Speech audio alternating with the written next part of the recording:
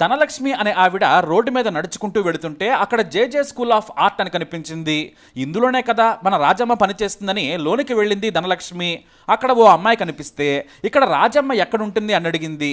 అక్కడ రాజమ్మ అంటే తెలియని వారు ఎవరూ లేరు. దీంతో ఆమెకు చేయి చూపించి ఆ రూమ్లో ఉంటారని చెప్పింది. మెల్లిగా ఆ రూమ్ వైపు అడుగులేసింది ధనలక్ష్మి. ఆ రూమ్ కిటికీలో నుంచి తొంగి చూసింది. రాజమ్మ చేతులు కనిపించాయి, కాళ్ళు కూడా కనిపించాయి, మొహం మాత్రం సరిగ్గా కనిపించడం లేదు. ఇంతలో ఓ అతను వచ్చాడు. ఏంటి ఇలా తొంగి చూస్తున్నారు, ఎవరు కావాలి అని అడిగారు. ధనలక్ష్మి కంగారుగా నా స్నేహితురాలు రాజమ్మ కోసం వచ్చానని చెప్పింది. ఓ రాజమ్మ గారి కోసమా, రండి అని గదిలోకి తీసుకెళ్లాడు. ఆ గదిలోకి వెళ్ళగానే రాజమ్మను చూసి ధనలక్ష్మికి మతిపోయింది. ఎందుకంటే రాజమ్మ ఓ చిన్న స్టూల్ మీద నగ్నంగా కూర్చుంది. ఒంటిపై నూలు పువ్వు లేదు. చుట్టూ చూస్తేనేమో చాలా మంది ఉన్నారు. మరి ఆమె ఎవరు, ఈ ధనలక్ష్మి ఆ తర్వాత ఏం చేసింది అనేది ఈ ఫీల్ గుడ్ స్టోరీలో చూద్దాం. కొన్నాళ్ల క్రితం మరాఠీలో న్యూడ్ అనే సినిమా కలకలం రేపింది. ఇక్కడ నేను న్యూడ్ అనే పదాన్ని ఎన్డీ అని చదువుతాను, ఎందుకంటే యూట్యూబ్ కమ్యూనిటీ గైడ్లైన్స్ వల్ల. ఈ ఎన్డీ మోడల్ నిజ జీవితం ఆధారంగా తీసిన సినిమా. ఇది చదివిన వారు, దీని గురించి విన్నవారు షాక్ అయ్యారు. ఎందుకంటే మన దేశంలో ఎన్డీ మోడల్స్ ఉన్నారా అని అవాక్కయ్యారు. కానీ ఉన్నారు. ఎన్డీ మోడల్ అంటే ఇదేదో తప్పుడు వ్యవహారం అనుకోవద్దు. ఈ ఎన్డీ సినిమా అనేది ధనలక్ష్మి మణి మొదలయ్యార్ అనే మహిళ నిజ జీవితం ఆధారంగా తీసిన సినిమా. ఇప్పటికీ ఆమె ఎన్డీ మోడల్ గా పనిచేస్తుంది. మరి ఎన్డీ మోడల్ గా ధనలక్ష్మి ఎందుకు పనిచేసింది, ఈ సినిమాలోని కథ మాత్రమే కాదు, ఆమె వెనుకున్న నిజ జీవితాన్ని కూడా చూద్దాం. ఈ భూమి మీద ఏ మనిషి జీవితం ఒకలా ఉండదు అనడానికి ఈ ఎన్డీ మోడల్ ధనలక్ష్మి జీవితమే ఉదాహరణ. ధనలక్ష్మి మణి మొదలయ్యార్కు 5 ఏళ్ల వయసున్నప్పుడే చెన్నై నుంచి ఆమె తండ్రి ముంబై తీసుకెళ్లారు. మొత్తం 6 సంతానం బాధ్యత తీసుకోవాలి, కానీ తీసుకోలేదు. తాగుబోతు కావడం వలన వారి జీవితం దుర్భరంగా మారింది. మొదట మహాలక్ష్మి ప్రాంతంలో రోడ్డు వెంబడి చిన్న గుడారం వేసుకుని బతికారు. కానీ పిల్లలకు తిండి పెట్టలేక అందరినీ బెచ్చమెత్తుకురమ్మని పంపించేవారు. వారి తల్లిదండ్రులు చెత్త నెరుకుంటూ చిన్న కూలి పనులు చేసుకుంటూ ఉండేవారు. ఇక ధనలక్ష్మికి 10 ఏళ్లు వచ్చే సమయానికి ధారావి మురికి వాడకు మారారు. అక్కడ వారి జీవితం ఇంకా దుర్భరంగా మారింది. కానీ తన తల్లి చదువుకోమని చెప్పేది. ఆ మాటలు ధనలక్ష్మికి ఉత్సాహాన్ని ఇచ్చేవి. తన సోదరితో కలిసి మాతుంగా లేబర్ క్యాంప్ దగ్గరున్న ప్రభుత్వ స్కూల్కు వెళ్లారామె. కానీ కొద్ది రోజులకే మళ్ళీ అడుక్కొని డబ్బు సంపాదించి తనకు తీసుకురావాలని తండ్రి చదువు అనిపించేశాడు. అయితే వయసుకు వచ్చిన ధనలక్ష్మి బెచ్చమెత్తుకుంటే ప్రమాదమని తల్లి ఇళ్లలో పనికి కుదిర్చింది. ఇక ఆ తర్వాత ధనలక్ష్మి సొంతంగా బతుకుదామని ముంబైలోని గ్రాండ్ రోడ్లోని నిషా థియేటర్ దగ్గర ఎండు చేపలు కూరగాయలు అమ్మడం మొదలుపెట్టింది. ఇక సినిమాకు వచ్చేవారిని చూసి తాను కూడా చూడాలనుకునేది. ఆ ఉత్సాహంతోనే షోలే సినిమా కూడా చూసింది. అదే ధనలక్ష్మి చూసిన మొదటి సినిమా. కానీ ఆ సినిమాతోనే ఆమె అమితాబ్కి ఫ్యాన్ అయిపోయారు. సినిమాలంటే ఆమె ఆసక్తి పెంచుకున్నారు. ఇక 14 ఏళ్ల వయసు వచ్చేసరికి 25 ఏళ్ల వయసున్న మణి అనే వ్యక్తితో పెళ్లి చేశారు తల్లిదండ్రులు. అంత చిన్న వయసులోనే ఆమె తల్లిగా మారింది. ఇంతలో తన అన్న మద్యానికి బానిసే చనిపోయాడు. మరో అన్న రైలు ప్రమాదంలో మరణించాడు. ఇక ఆమె సోదరైతే తన పిల్లలను కూడా ఇంట్లో వదిలేసి వేరే వ్యక్తితో కలిసి వెళ్లిపోయింది. దీంతో ఆ పిల్లలందరి బాధ్యత కూడా ఈమె మీద పడింది. చిన్న పిల్లలను చూస్తూ చూస్తూ ఎలా వదిలేస్తుంది? దీంతో ఆమెనే వారందరినీ పోషించేది. కానీ భర్తకు నచ్చేది కాదు. వారిని వెళ్ళగొట్టాలని, వారిని వదిలేయాలని చిత్రహింసలు పెట్టేవాడు. మద్యానికి బానిసయ్యాడు. ఆమెను డబ్బులేవమని కూడా కొట్టేవాడు. మరోవైపు తండ్రి ఏమో తాగుబోతూ రోజు చిత్రహింసలు పెడుతుంటే తల్లి ఆత్మహత్య చేసేసుకుంది. కష్టం వెంబడే మరో కష్టం. చిన్న వయసులోనే తల్లయింది. సరిగ్గా పెద్ద కొడుకుకు 6 ఏళ్ల వయసున్నప్పుడు రెండోసారి గర్భం దాల్చింది ధనలక్ష్మి. అయితే ఆమె 6 నెలల గర్భిణిగా ఉన్నప్పుడు భర్త చనిపోయాడు. సరిగ్గా 21 ఏళ్లలోపే భర్తను కోల్పోయింది. ఇంటి నిండా గుంపెడి పిల్లలు, పైగా గర్భిణి. మళ్ళీ కొడుకు కూడా పుట్టాడు. అయినా ఆమె పనికి వెళితేనే అందరికీ భోజనం, పిల్లలు బడికి వెళ్లాలనేది ఆమె తపన. యుక్త వయసులో ఉన్న ధనలక్ష్మి సహజ సిద్ధమైన అందగత్తెలా ఉండేది. దీంతో ఏ పనికి వెళ్ళినా కూడా ఆమెను మగాళ్ల చూపులు వెంటాడేవి. భర్త లేని మహిళ కావడంతో శారీరక సుఖం తీర్చుకునేందుకు వస్తుందేమని చూసేవారు. అందుకే దురుద్దేశంతో చూసేవారి దగ్గర పని చేయడానికి ఇష్టపడలేదు. చిన్న చిన్న పనులు చేసుకుంటూ పూట గడిపేది. రోజుకు 30 రూపాయల సంపాదన వచ్చినా చాలని, తన పిల్లల కడుపు నిండితే చాలనుకునేది ధనలక్ష్మి. ఆ రోజుల్లో 30 రూపాయలంటే కూలీ ఎక్కువే.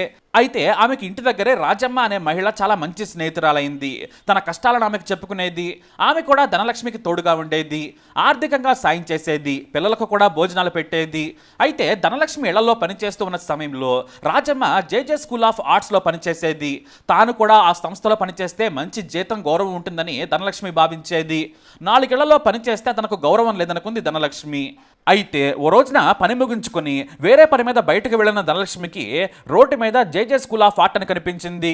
ఇందులోనే కదా మన రాజమ్మ పనిచేస్తుందని లోనికి వెళ్ళింది ధనలక్ష్మి. అక్కడ ఉన్న ఒక విద్యార్థినిని రాజమ్మ ఎక్కడ ఉంటుందని అడిగారు ఆమె. ఆ కాలేజీలో రాజమ్మ అంటే తెలియని వారు లేరు. దీంతో ఆమెకు చేయి చూపించి ఓ డ్రాయింగ్ రూమ్ లో ఉంటారని చెప్పారు. మెల్లిగా ధనలక్ష్మి ఆ రూమ్ వైపు అడుగులేశారు. కిటికీలో నుంచి తొంగి చూశారు. ముందుగా రాజమ్మ చేతులు కనిపించాయి, కాళ్ళు కూడా కనిపించాయి, మొహం కనిపించడం లేదు. ఇంతలో మరో విద్యార్థి వచ్చాడు. ఏంటి మీరు అలా తొంగి చూస్తున్నారు, మీకు ఎవరు కావాలి అని అడిగాడు. ధనలక్ష్మి కంగారుగా నా స్నేహితురాలు రాజమ్మ కోసం వచ్చానని చెప్పింది. ఓ రాజమ్మ గారి కోసమా, రండి అని గదిలోకి తీసుకెళ్లాడు. ఆ గదిలోకి వెళ్ళగానే రాజమ్మను చూసిన ధనలక్ష్మికి మతిపోయింది. ఎందుకంటే ఓ చిన్న స్టూల్ మీద ఫోజు పెట్టి నగ్నంగా కూర్చుంది. ఒంటిపై నూలు పోగులేదు. ఒక టీచర్తో పాటు 4 విద్యార్థులు ఆమెనే చూస్తూ బొమ్మలు గీస్తున్నారు. మరికొంతమంది బొమ్మను చెక్కుతూ ఉన్నారు. ఇక ధనలక్ష్మి ఎదురుగా కనిపించడంతో ఆమె హఠాత్తుగా లేచి చీరను కప్పుకుంది. వెంటనే బట్టలు తీసుకుని గదిలోకి వెళ్లి వేసుకుంది. గదిలోకి పిలిచి నువ్వెందుకు ఇక్కడికి వచ్చావు, ఇది మంచి పద్ధతి కాదని కోప్పడింది. ఆమె మాటలకు భయపడింది ధనలక్ష్మి. నేను ఏదో తప్పు చేశాననుకుంది. ఆ వెంటనే ధనలక్ష్మి పరిస్థితి అర్థం చేసుకుంది రాజమ్మ. నేను కూడా నీలాగా ఇక్కడ పని చేద్దామనుకున్నాను, నువ్వేంటి ఇక్కడ బట్టలు లేకుండా ఉన్నావంది ధనలక్ష్మి. అప్పుడు చెప్పింది రాజమ్మ, నేను ఇక్కడ మోడల్ని, నన్ను చూసి విద్యార్థులు ఆర్ట్ నేర్చుకుంటారు.